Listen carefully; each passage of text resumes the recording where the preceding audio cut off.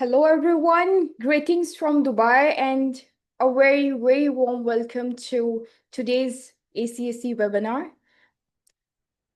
Have you ever wondered that why some of the medical writers thrive and shine? However, a lot of others struggle to find their footing, even when they have the right qualification. In today's world, where scientific content all the things are growing so much faster, technical skills, I think they are alone not enough to strive this shifting landscape of publishing, especially in medical side. So what often makes the real difference is mentorship, the guidance, the support, and I would say the real world insight that builds not just writers but well-rounded publication professionals. That's exactly the point why today's topic of webinar, mentorship in medical writing, building future-ready publication professionals, is so timely and important. I'm Maryam Sayab, Director of Communication, and I'm honored to moderate this today's session hosted by Asian Council of Science Editors. Our invited speaker today is truly someone who embodies the spirit of mentorship and leadership in medical writing.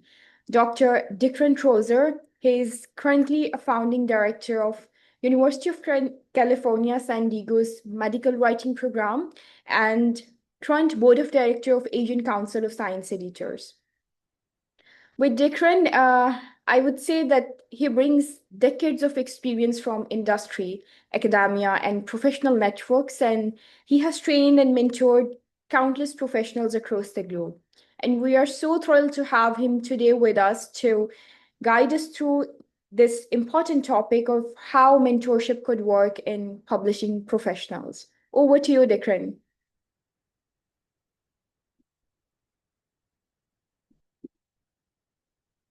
Dikran, can you unmute yourself?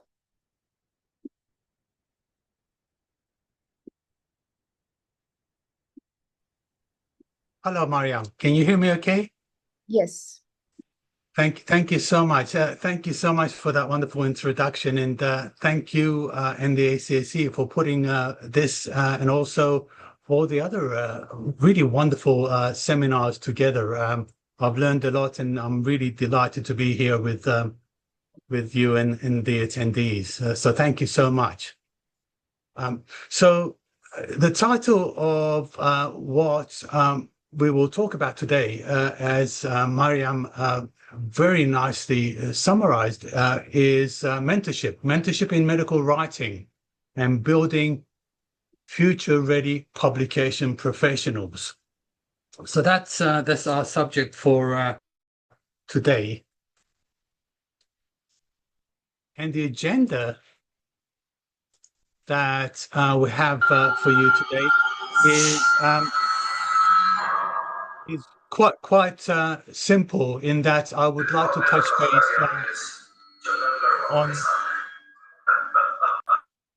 on some high-level items, some introduction, a very small amount of introduction regarding background, and really look at a global strategic lens. We are all very much connected. We're able to take part in webinars, wonderful webinars such as this, and look at a strategic big lens. Big lens manner, and also go through some additional purposes. I'm not going to touch on items such as grammar or style. They're all part of our profession. But what I will do is really look at a strategic career perspective in medical writing, and then we'll wrap up with some key takeaways that we can. We can all look at. And what I'd like to do is have as much time as possible for questions and comments and some brainstorming. I would like to have a dialogue with our attendees today. All right, first things first, definition. What is mentorship? A collaborative, developmental relationship in which an established professional provides guidance, perspective, and support to help a colleague grow. Now, I'm providing this definition. It is a definition where we shouldn't really get stuck on too much detail. Mentorship can be upwards. You can learn from people who are not as established in their career on certain things. It can be sideways. It can be any manner of ways. I get mentored by my two sons. They're quite young, but I learn from them every single day. So it's quite flexible in terms of exchange of information, but it's got some really important pillars, if you like, and that's mutual respect and clear expectations on what it will involve, commitment for long-term, active listening, and feedback that's constructive. So those things are really quite important.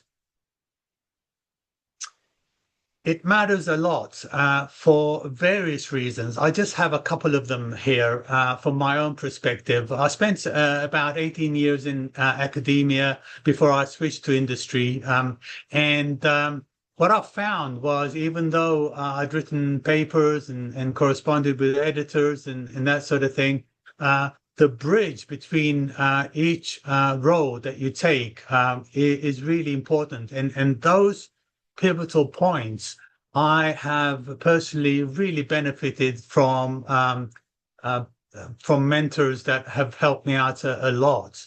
That is one item. The second item is the amount of information that our profession deals with at the moment, and probably always, is increasing exponentially. I've got GPP there, Good Publication Practice, that was published first in 2003. It was just 5.5 pages long. It is the latest iteration, GPP 2022, is 32 pages, and there's a just huge expansion of information that we need to keep on top of. So mentorship helps with that. With medical writers, what we do is very, very important. Just a list of items here that the average medical writer handles. I won't go through each one, but each one is actually pivotal to writing publications, to interacting with authors, really condensing what is complex science into digestible information that our audience can absorb. Bridges various functions if you're a company or within academic institutions. So medical writers are now, over the past decade or two, are no longer just spell checking. These are really hugely strategic positions, leadership positions, if you would like, in publications.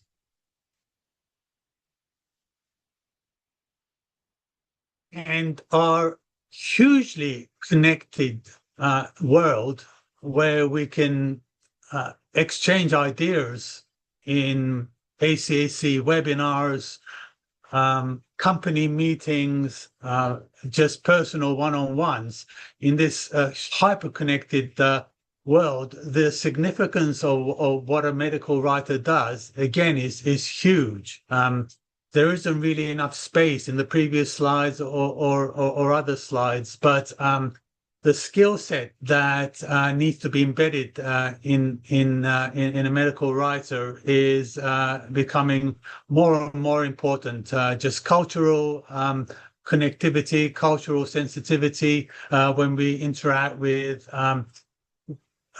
people, with colleagues that are working in different continents. That's one thing. Supporting colleagues that are immediately in a different environment than us, in a different scientific publication landscape. That's another thing. The speed at which things move in the various domains around the world, that's another thing. So the significance that's embedded on this function and person, the medical writer, is huge. So the mentorship that feeds into that again, by definition, is huge. So some data just pulled out from some of the work that we did for Good Publication Practice 2022, which is available for free to download from Annals of Internal Medicine. We touched base with various groups around the globe. I've got a map there, and really asked what publication practice and good practice and medical writing means. And I have a word cloud there. The things that jump out from that word cloud are the important things that some medical writers need to internalize within themselves. Their ethics, peer review, clinical sponsorship, or what committees do. So a bunch of stuff that medical writers and publication professionals around the globe are feeling are hyper important, and we need to focus on. And what does that mean? Okay, at the touch of a button, we can connect to each other and we can share ideas. But one of the important things is in addition to that, really form a regional group that nurtures the medical writing talent and publication professional talent. And ACSE is a huge way of doing that. In that. This is our cohort, like-minded individuals that are familiar with the profession, and some of us are being trained in the profession, and some of us are more experienced. So really, regional mentorship networks are hugely important.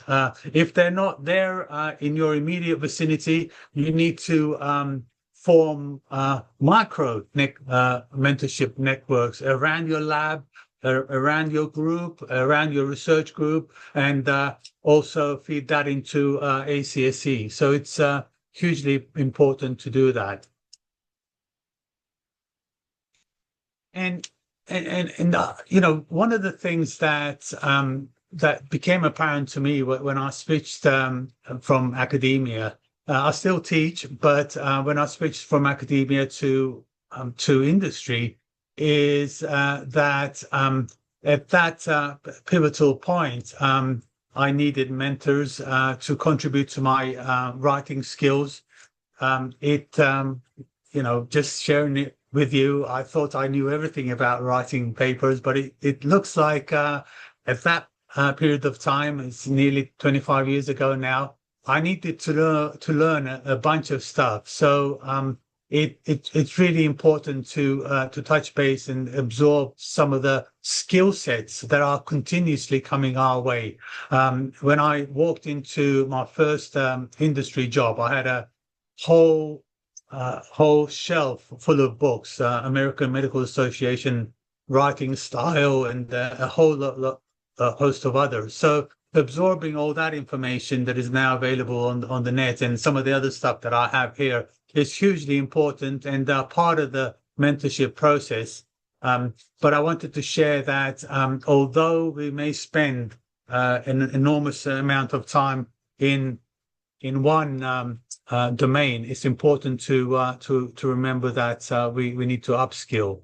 So I'm going to hurry up with the rest of the slides. We have structured learning that is available to all of us at UCSD, the program that I work in. We have a medical writing program. Frankly, ACSE has been a huge educational opportunity for me. So the amount of time, as I say in the bottom there, spending with your craft, interacting with ACSE in webinars, doing structured learning. So that's all part of the mentorship process, and hugely important. If you're in an industrial context, you will have internal mentors that you interact with. The first one I had when I was in California was in Germany. So flick of a button, even all that time ago, I was able to benefit from my mentor. big item that we have at the moment coming our way rapidly is AI. A lot of us are going to have to upskill so that we can future-proof our career, and human oversight and the learning the new information that's coming our way, learning how to interact with AI is going to be a really huge event. I'm doing that at the moment, and I would really recommend everybody does that. So we're all, when you see this bunch of papers, we are all probably under a lot of paper, a lot of deadlines, a lot of information to absorb. So your attention on picking just a cut on the few big rock items during your day, and really getting your mentoring to focus on those, to focus on the quality rather than the quality is again huge. And there's a lot of skill sets that a medical writer needs in dealing with the large information volume that's coming our way. Key takeaways. Just quickly wrapping up.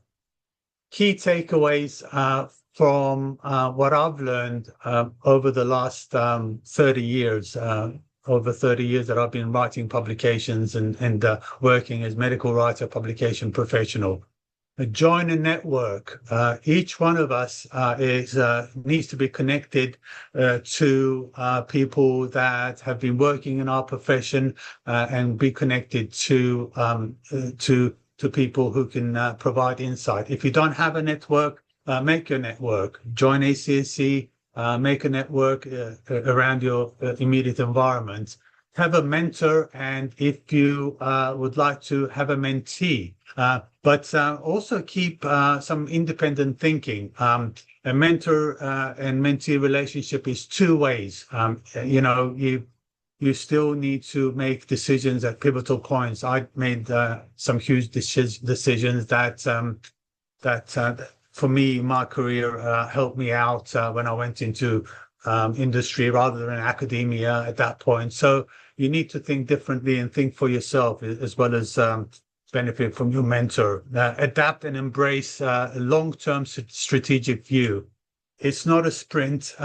It's long-term strategic view is required. Embrace new modes of communication. I would have been in awe of touching base with colleagues in a different continent when I first started. I think even internet wasn't there. So really embrace all these new things that are coming to us, and learn every single day. Design a consistent stack, a streak stack, I call it, where each day you do something to help your medical writing career and help your publications or your research career. So each day you engage with things, and stay connected to ACSE and professionals that can help you out in that. And I've got one of the books I'm reading at the moment is something that's called The Practice by Seth Godin. And it's find your cohort, find chances to interact on your career on a daily basis. So I'm going to stop there because I've run over a little bit, so that we can have questions and comments and interact further. Maryam, can you hear me? Yes, Dikran, thank you so much for such an insightful and I would say rich of information, but in a right time frame. You compiled a lot of things. So moving from here, we will start with the question and answer session. If you have any question, and please put into the chat box. If you want to raise any question, please raise your hand first to yes,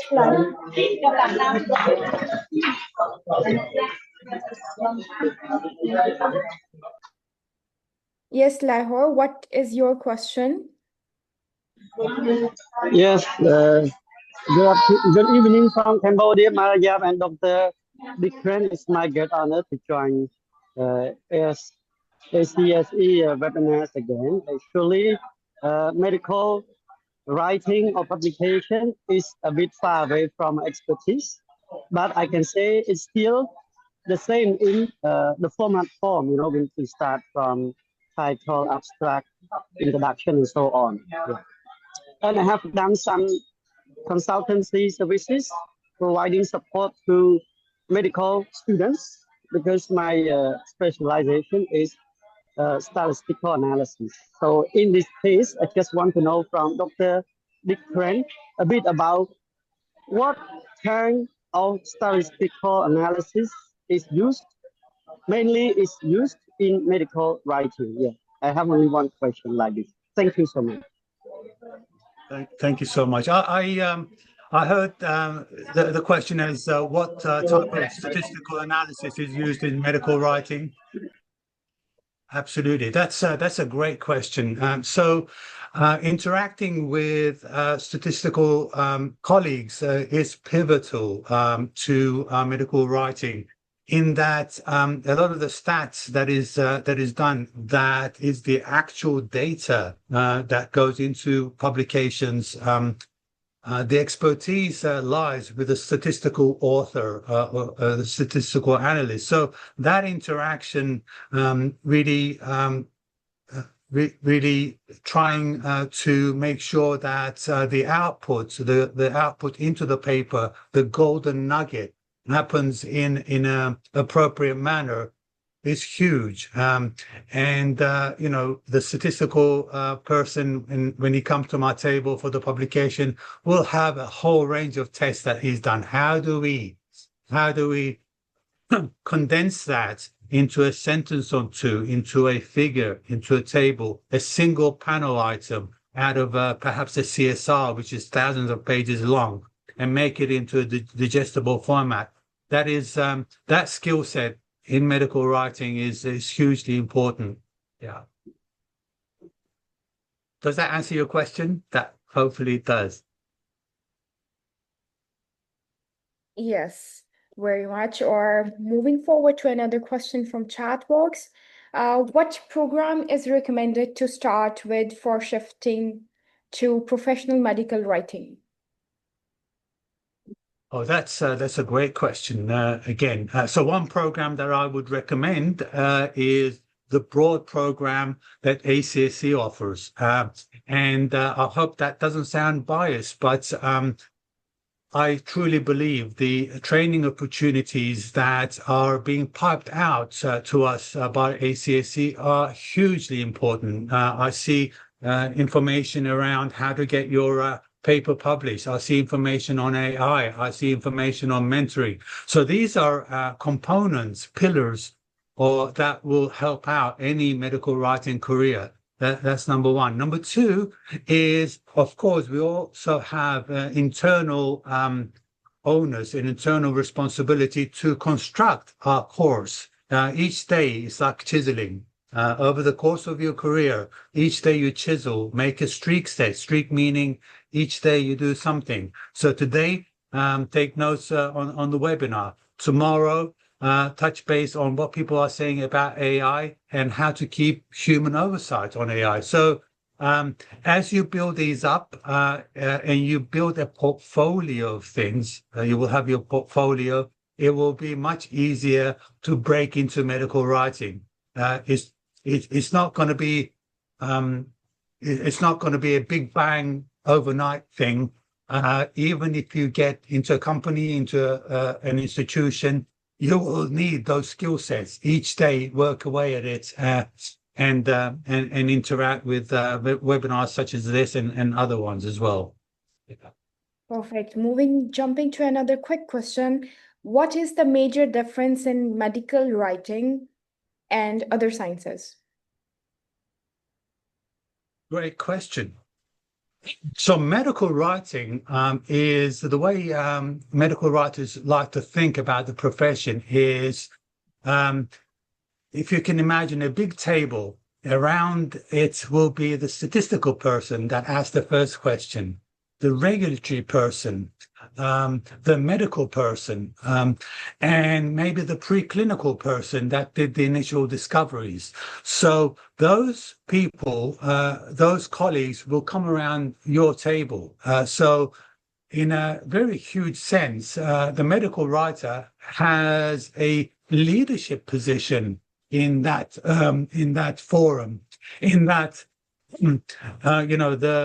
the actual drafting, the text, how to condense all those lines of evidence into a single publishable unit. So that being diversified in the skill set is a big difference. So the statistical person will think about how the data corresponds to the outcome. There'll be one huge aspect, but the medical writer must know everything, actually. So, if I may say so, that's why it's important to be plugged into educational resources. Very much, Dikran. So moving forward to another question from chat. How can mentorship help bridge the gap between academic writing and industry standard medical publication practices? Oh, such an insightful question. And that takes me back to around 25 years ago. And I was straight out of my PhD. And no, that's not true. I was straight out of a faculty research position. And I'd written a bunch of papers. And so I thought I knew everything about writing papers. But depending on what domain, academic, industry, or whatever domain you're in, the skill set is actually quite diverse.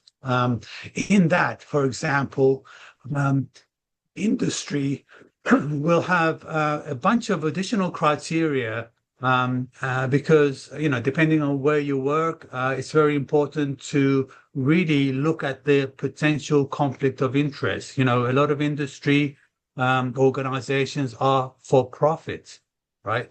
So immediately there is the need to have a skill set where you are potentially protecting your publication from the commercial side. So there's a firewall around the medical aspects and the commercial side. It's not about necessarily selling things, right? You're communicating medical education. So huge aspect that I didn't know when I was in California at the University of Southern California writing papers. There wasn't a huge bucket of money like there are in industry. So that difference is huge. So those skill set, how to keep the ethics clear, how to keep the firewalls, how to police. So these are all publication professional and medical writing skill set, and they take quite some time to learn. So I had quite good fun for 1 or 2 years learning that stuff. Yeah, I hope that answers the question. Yeah. Yes. So before taking another question from chat, do anyone like to ask the question on air? Anyone, please raise your hand if you want to ask any question on air directly to the speaker. All right, so let me just take another one from chat. There is one question that says that I recently received a mentor for my writing from my grad school, and he wants me to prepare a review article related to my research area.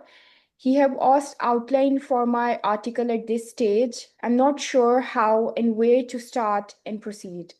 Could you please provide practical guideline or motivate me for startup? Absolutely. So, that's a great question. When we get really tasks such as this, it really concentrates the mind, and you have to really think specifically. The first thing that I would do is that look at the things that are not of endless supply. And one of the things that is not of endless supply is time. So immediately sit down and work the length of time you think it's going to take you to do this. It could be a review article is quite huge.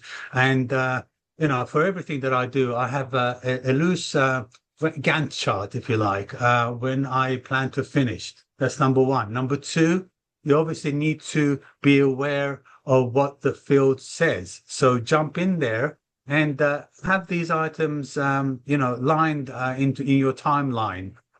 What is the state of the art? What is it that people are saying? What are my colleagues that are contributing to this area?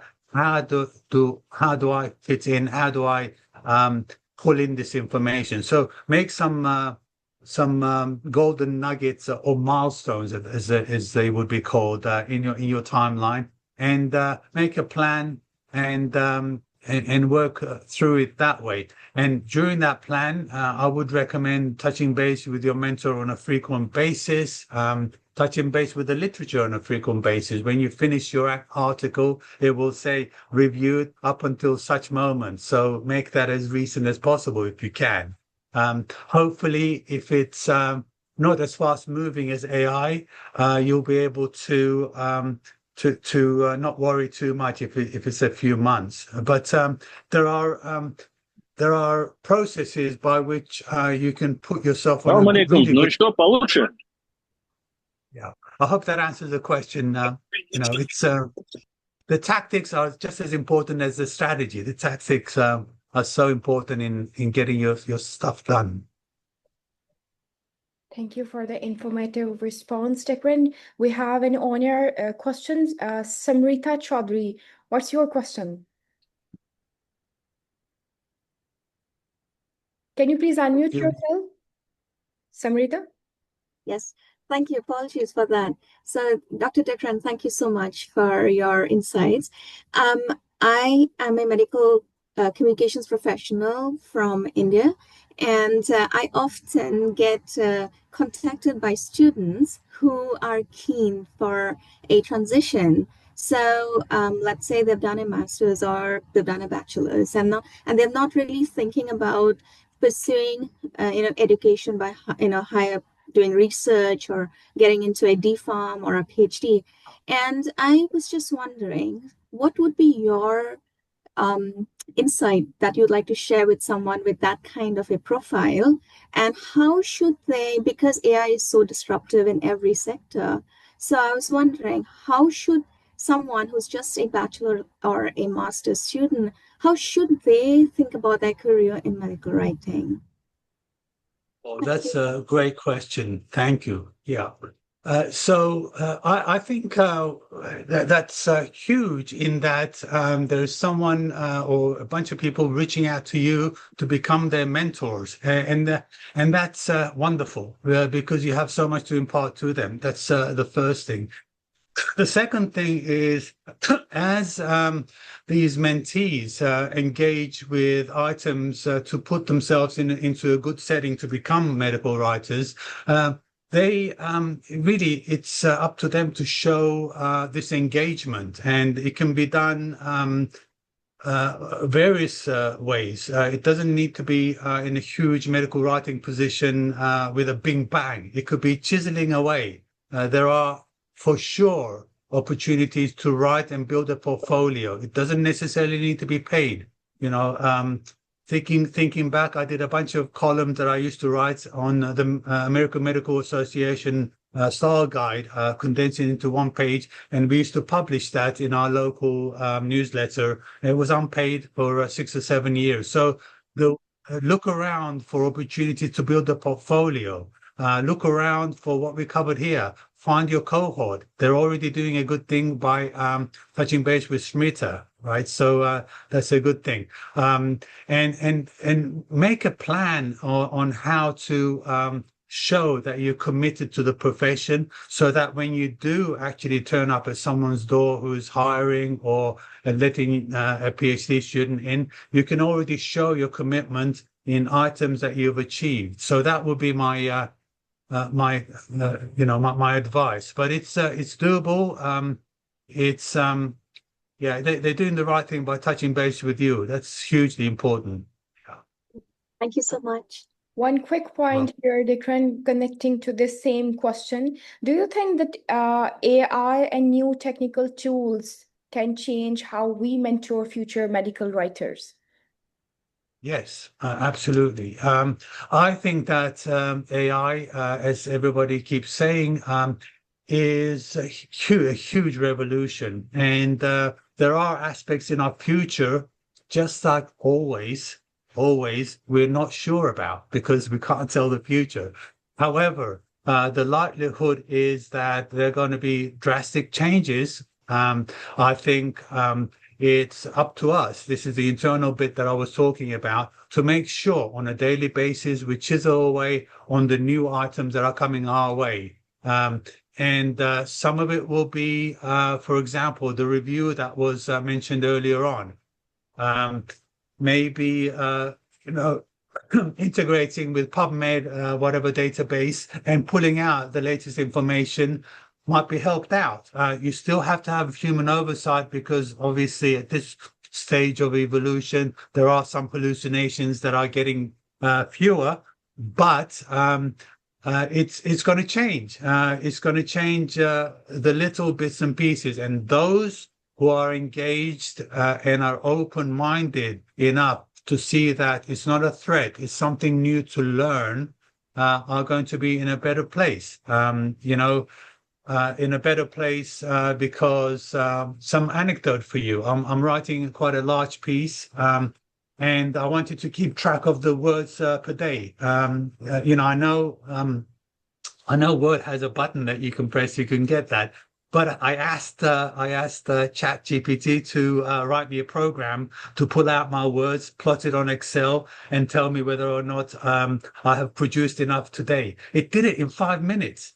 So I'm not a programmer, but I just program. So keeping in touch with those kind of changes is going to be huge, and it is going to change things. It's changing things for me, and it's going to change things for other people. It's the ever present, constant change that we go through. Nothing to panic about, but you need to be engaged. Perfect. Now I want to move towards one another on-air question from Mr. Abdul Karim. Okay, thank you, Dr. Dikran. As all we have seen that most of the physicians are busy with medical professional practices without keeping engaged himself with the medical research. So how do they develop their medical writings? So what is your opinion of that thing? Oh, that's a wonderful question. And I think they developed their medical writing by taking on board the skill set that is required. It's available at ACSE, it's available at UCSD. So they need to be engaged with items that can up their medical writing skill set. But I know that a lot of people doing those professions don't have that much time. And that's actually part of the medical writing skill set. And the way we actually publish stuff at the moment has changed hugely. You no longer really need to go and read a 60-page document. There are ways of engaging with golden nuggets that are quicker. In my medical writing career, over the last 10 or 20 years, we've been trained to even have the title be concise so that people can pick things up quite quickly. So a plan is required by the average medical person, and the plan is to engage in such a way that the medical writing skills, and they're available all over the place. They pick on specific items to consume, so that when it's time for them to produce medical writing, it's easier. To consume is that cartoon that I had, lots of papers all around you with your hands sticking up. We all have too much to do, but you can pick on specific items and increase your medical writing skill set. It will help you think, even if you're a doctor, an MD, help you think and condense out the important information. I recommend that MDs pick up the medical writing skill set. Yeah, we all need to be medical writers, in my view. Okay, thank you.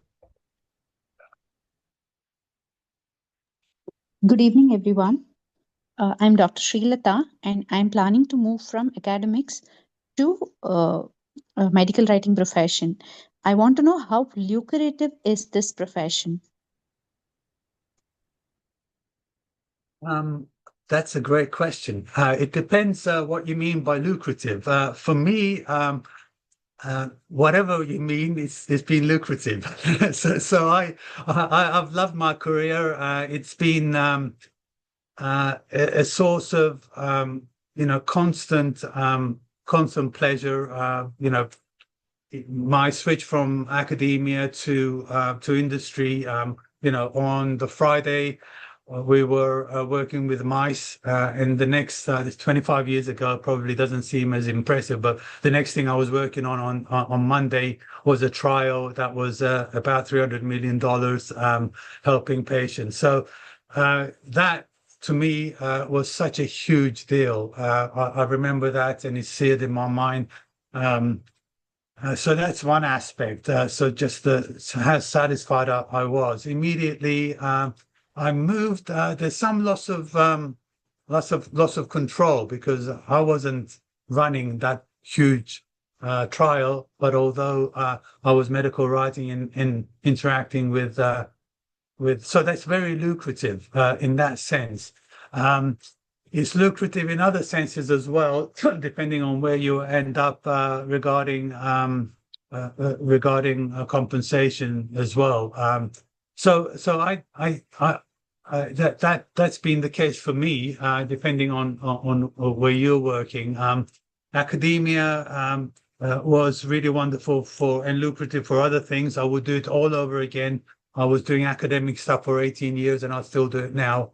That's very lucrative. So lucrative all around, as long as you, on a daily basis, you have your chiseling event that you help your career, and don't expect a big bang kind of item. Even if you start on the industry, in industry, expect to be training constantly forever. We all need to do that. Yeah. So I hope that answers your question. Yeah, thank you. Do we have more on-air questions? Do anyone would like to raise the question on air? All right, I will pick one question from Chad. Does interpreting a medical article from one language to another constitutes an integral part of medical writing? Yes, absolutely. And just an anecdote at the UCSD course, we have students from all over the world, and I had the chance to interact with one of the students. He was from Japan, and I think he does that type of work, and it's very much indeed. GPP 2022 was translated into various languages. So there are people required for that. And it's very, very, very important. I think translating items and really being familiar with the nuances. It's not about plugging into Google Translate. It's the nuance and catching the meaning of these important articles is highly sought after. I respect that end of the profession enormously for so many reasons that I can't share here because there are just too many. Thank you for the question. Dikran, you have covered multiple sides of mentorship today. So from your experience, what are the top 2 or 3 mentorship practices that you have seen that has consistently helped the young medical researchers and writers to thrive? Oh, thank you for that question, Maryam. So what I would share is in your medical writing career, to set a plan that involves daily intentions. What do you intend to do today? And as you mentor your mentee, to share that not everything is equally important. So as I look at my day today, you won't be surprised that the ACSE webinar is more important than anything else. So you need to have that perspective on a daily basis, So in there, in your day, you'll have your big rocks. Don't forget the other stuff. What have you done with AI today? What have you done with the item, your review today? So big rocks, little rocks. So that's the key thing. Don't be overwhelmed by all the stuff coming your way, everything from making your sandwiches to everything else. You've got to prioritize. That's skill number one. And number two is, my personal outlook, both in life and in medical writing, is thankfulness. Each one of these things, and that will help in medical writing as well as your whole life. Each one of these things that are coming towards your way, I'm thankful to be here to exchange ideas. I'm thankful that I'm going to jump and write my 3,000 words per day that I program to keep on top of. So make a plan, pick your most important things, and engage with them, and obtain flow. They call it flow. You get lost in the task. So you do each one of these important things on a daily basis. And those small items, as you list them, will set you up for success. They're the best way to do things, whatever you're doing. Those two. Perfect. So moving through your whole experience, like working from academia and then industry and a little bit of like consulting part, how do you think that mentorship styles or expectation, they vary across these sectors? Oh, great question there. When I started off in industry, I used to interact with a bunch of mentors and with a bunch of consultants. And one of the things that I found on the consultants is my own personal experience is they were quite experienced. They'd done quite a lot of things, and they weren't fazed by the various changes that come our way on a daily basis. So what I would recommend across those three areas is one is engagement. The same things apply. What you do every day really forms your life. When I was dripping and purifying proteins and on columns in the UK where I did my PhD, I was so engaged. So being engaged with what you're doing at the time and making sure that you prioritize those items is important. It was the same in industry. I should share with you, I did experience an enormous uptick in volume because I was interacting with so many people in industry throughout my 25 years. So academia, I was interacting with a half a dozen people. All of a sudden, they became, 120 people per day in my meetings. So being able to interact with them and pull the information, condense it appropriately in that change of setting. So that's very important. With consulting, it's almost the same. I do have a lot of stuff coming my way, but not all of it is that important. Being able to pick and have a system. It's all about systems. System by which you deal with the volume that's coming your way. We have tools, AI maybe one tool, and then you make your own system so that whatever environment you're in, you can handle it in an appropriate manner. I would recommend that. So work on your system, on your own personal system. Yeah. Building on this point that the system or infrastructure that's important when it comes to mentorship in every level, either it's beginner or the experienced one. So how do you see that, how can mentorship be structured without turning into micromanagement, especially when the mentor is also a supervisor? Absolutely. That's such an important question. So obviously there's a tension when you deal with your boss or your supervisor. There's although it's friendly, but there's a huge amount of respect.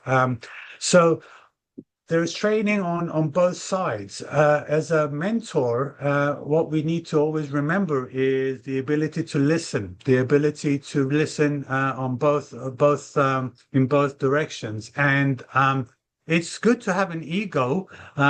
We must not take the ego overtake what you're trying to help your mentee with. So ego is good because it's a drive to accomplish things, but being an egomaniac where you drown out every single thing in the room because you know everything, that's not a good thing. So some level of selective ego stripping, I will call it, is good. You strip everything and you look at your mentee on how you can help them. That's very, very, very important. That's a very important skill set that needs to be there. That's one thing. Second thing is really look for the long range. So one of the things that happened when I switched to industry is, I had the usual, I think it's very common feedback from my academic advisors who I love. One or two of them, they've been hugely important to me. I had to switch directions that they weren't necessarily happy with. It's very common. So that's in the slides. You've got to do your own thinking. And when you're a mentor, you've got to understand why people have their own paths that they may decide on. So that's the second thing. And probably that's related to a conflict of interest as well, where, it's good to keep things as they are forever. Change is difficult. Some people find. So you've got to be prepared for the change in your growing mentee. From the other side, huge respect. Just respect for your mentor, be able to think for yourself as well as incorporate what they would suggest to you. So it's a two-way thing. It's not a dictation. It's a two-way thing. Does that answer your question, Maryam? Yes, very much. And I personally believe that mentorship path at any level, it has the power to drive or fix things up, even for beginners or expert levels. So, my last question to before we wrap up, do you see a role for mentorship in somehow maintaining research integrity or ethical writing standards? If so, how? Huge role of mentorship there. So just putting back to my own experience, and I'm going to think of points where change has been catalyzed, switch from academia to industry, from industry to consulting. So during those periods of time, there are a lot of changes happening, and having someone there who really has had previous experience is very helpful. Ethics is not a 3 or 4 bullet on a slide thing. It's a huge deal in that the conflict of interest, how to handle them perhaps in a commercial setting. How to handle authorship. Authorship comes up all the time. There are gray areas here where decisions are made by medical writers and by other publication professionals. So mentorship, being able to have the two-way conversation and brainstorm is huge. So I think we should, wherever we are in our career, we should all be searching for mentors to be able to do that.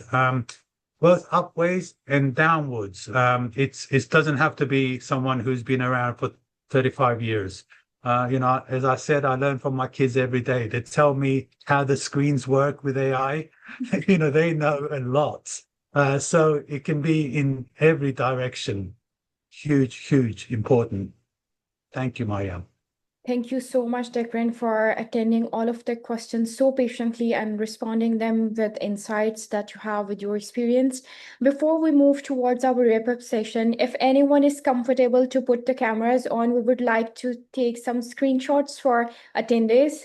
So please put your cameras on. Not mandatory, but if you are comfortable, please come on screen to have a few pictures. We have like 5 to 6 screens, so you have to wait for us. Moving from first screen, smile. On count of 2, they will take the print screens. Smile. All right, moving towards next screen, smile. Moving to next ones, smile. All right, so here we go for today's session. For wrap up, I would like to extend special thanks to Dikran for taking out time for this excellent webinar and sharing your insight with us, and for leading us through such insightful session throughout your experience and your knowledge. And a heartfelt thanks to everyone who joined us today for sharing their energy with us and sharing their insight and experiences and raising important questions relevant to this field. And I personally feel that today's webinar and the whole conversation that we had, that yes, the mentorship part, especially in medical writing, it isn't just about passing on knowledge, maybe in a writer form, or communicating in mentorship. It's more about nurturing confidence to community, encouraging some curiosity to your students, or building a culture of integrity in science communication, especially when it comes to medical writing, because this is the part that's most at risk when it comes to communicating through write-up. So we hope that all of you who joined us today would leave with a fresh perspective, a lot more of insights from Dikran, and a few ideas to carry on into your own mentorship or mentoring or writing journey. On behalf of the whole ACSE community, thank you again for being the part of this important dialogue and for joining us from different regions. I know there will be like time zone clashes for all of you, but still, for those who make time to join this session, thanks to all. And take care, and we look forward to welcoming you all to our next session and webinar soon. Thank you. Bye-bye. Thank you so much.